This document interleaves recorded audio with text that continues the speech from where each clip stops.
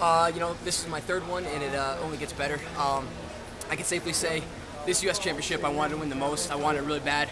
I can't remember in a long time how hungry I wanted to be coming into this meet. A mix of, you know, finishing as the second U.S. runner last year in the U.S. rankings, and wanting to retain that title, and then obviously with everything going on, I wanted to win this one for our team, the Oregon Project, for myself, for my family, and yeah, I wanted it bad.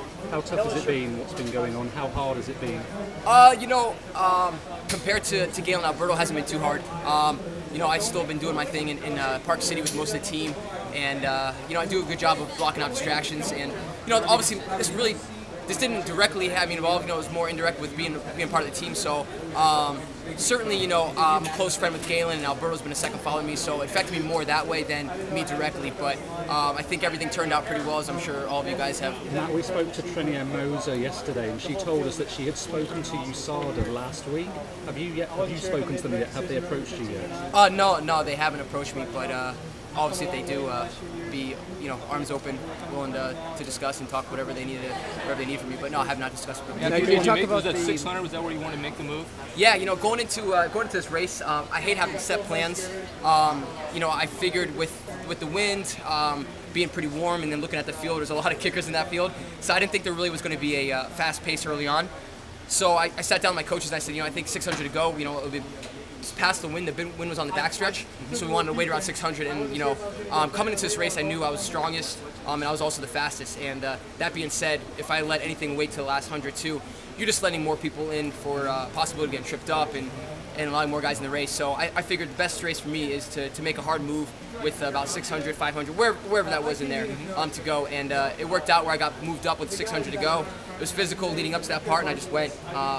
I thought I made a pretty good move, and with 400 to go, I think I was bumping shoulders with Will Gohegan. And later, I talked to him. I was like, I guess I'm not going fast enough. And you know, he told me later, he's like, I think I blew my load a little too much on there. But I was like, really kind of kept the pace honest for me up front, because I thought I didn't look back once until probably that home stretch. And so when I was bumping shoulders with Will with 400 to go, I expected the whole field to still be there, and so. That probably helped me a little bit pushing on the backstretch. 51.9 on the last 400. Was it really? That's you know, coming in, I knew I was in really good shape. You know, I ran 144 2 weeks ago. It's an over second personal best, and then my confidence right now is through the roof. Competing with guys like Soleiman and Kiprop, and so coming into this U.S. Championship, winning wasn't just a winning wasn't good enough. I wanted to really dominate the field. I wanted to. And I said this a couple times to close friends and teammates, that going into that home stretch, I wanted the race to be won already, and that was the main goal coming into it, and I think I did that.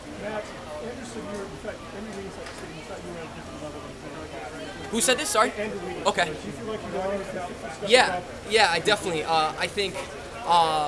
You know, this year I've been trying to separate myself from the U.S. guys, and that's not hard. You know, right now, both those guys, Robbie Andrews and Leo, are all medal contenders. You know, when you make these U.S. teams now in the middle distance and distance events, you're capable of medaling.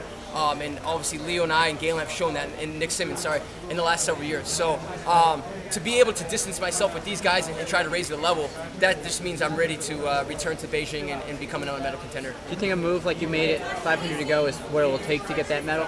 I don't know if that will take what it is. You know, every championship is different. You know, the Kenyans and the Africans can make it an honest race right from the get-go.